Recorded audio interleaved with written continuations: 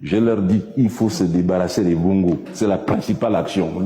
Ça, là. Au lieu d'utiliser son temps d'antenne et ses meetings électoraux pour proposer aux Gabonais un véritable programme de progrès social, Ondo Ossa se contentait de répéter à l'envi que son projet, c'était de faire partir Bongo du pouvoir.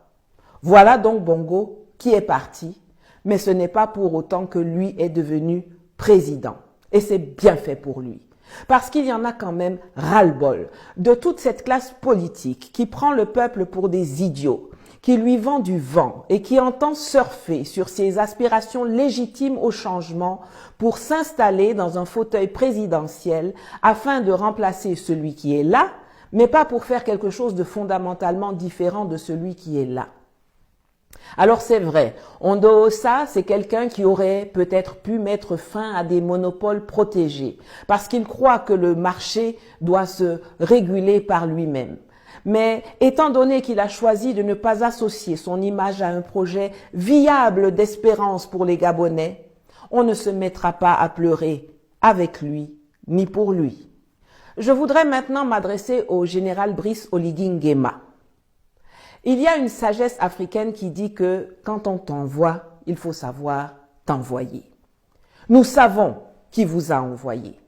Mais vous avez aujourd'hui la possibilité de vous envoyer vous-même et de corriger la trajectoire dans laquelle vous êtes lancé. Le plus important, ce n'est pas comment une chose débute, mais comment elle se termine.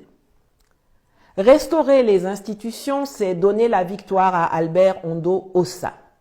Mais si vous voulez faire autre chose pendant 1 ou 2 ans de transition, vous devez mettre en place tous les mécanismes pour améliorer les conditions de vie des Gabonais.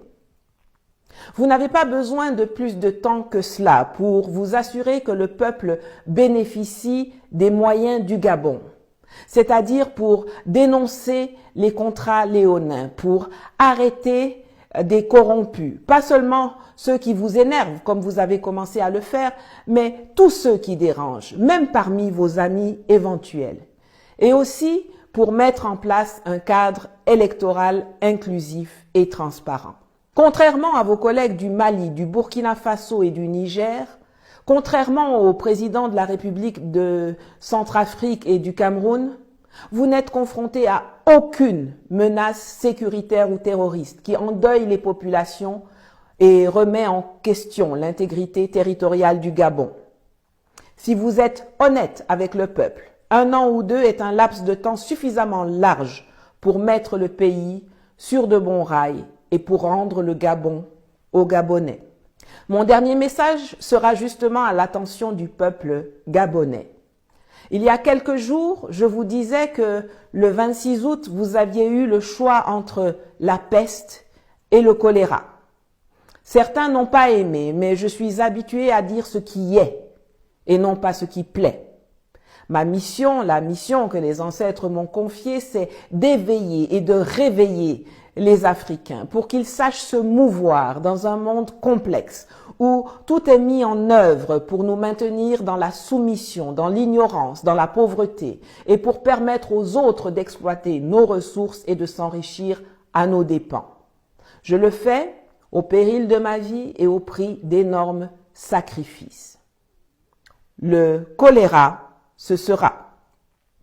La France, bousculée et chassée de partout en Afrique de l'Ouest, a besoin de rebondir quelque part dans son précaré, si elle ne veut pas perdre complètement sa place à la table de négociation du nouvel ordre mondial qui se prépare actuellement. Emmanuel Macron l'a dit très clairement lors de son discours aux ambassadeurs il y a 2 jours. Et donc notre politique est simple. On ne reconnaît pas les putschistes. On soutient un président qui n'a pas démissionné, aux côtés duquel nous restons engagés. Et nous soutenons l'action diplomatique, et quand elle le décidera, militaire, de la CEDEAO, dans une approche de partenariat, qui est celle que j'ai présentée en février dernier. Force est pourtant de constater que l'approche qu'il adopte au Gabon est diamétralement opposée à ses propos et à l'approche qu'il adopte au Niger. Aucune gesticulation, pas de conseil de défense et de sécurité, pas d'ultimatum, pas d'appel au retour à l'ordre constitutionnel, Pas d'exigence de libération d'Ali Bongo, pas d'intervention militaire, pas de retour à la CEAC, la Communauté économique régionale d'Afrique centrale. Tout est aux antipodes des actions qu'il pose au Niger. Il ne faut pas être un savant pour savoir pourquoi.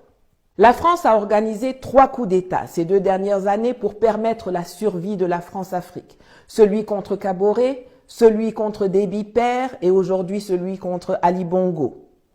Dans le même temps, des militaires patriotes et panafricains ont réussi 3 coups d'État contre la France-Afrique. Assimi Goïta au Mali, Ibrahim Traoré au Burkina et Abdraman Tiani au Niger.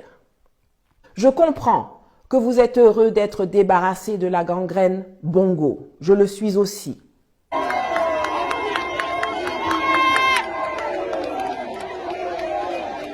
Mais ne sombrez pas dans l'euphorie. Si vous n'êtes pas vigilant et déterminé, ce qui arrive devant sera pire encore que ce que vous venez de laisser derrière vous. Vous devez mettre la pression sur Oligui Nguema et ses gens pour qu'ils se retournent contre leurs donneurs d'ordre et qu'ils fassent le choix du peuple. Vous avez la réputation d'être ceux du précaré français qui sont le moins dérangés par la France-Afrique. Vous avez accepté de mettre vos espoirs dans des gens qui ne vous ont rien proposé de concret, comme Ondo Ossa, ou alors qui sont les véritables chevaux de Troie de l'ennemi de votre progrès et de votre bien-être, comme Alexandre Barrault-Chambrier, qui incarne la France-Afrique dans ce qu'elle a de plus malfaisant, cynique, dangereux et détestable. Je compte sur vous pour que vous ne soyez pas le maillon faible du mouvement d'émancipation qui se déroule dans plusieurs pays d'Afrique et qui est en train de dégager la France de notre continent et ses relais locaux de la tête de nos États et de nos administrations. N'oubliez pas le mot d'ordre. Ils doivent tous partir. Voilà. Je voulais remercier ici tous ceux qui me soutiennent, que ce soit en s'abonnant à mes réseaux sociaux, en likant mes vidéos et publications, en les partageant avec leurs contacts ou sur leur page, car c'est gratuit.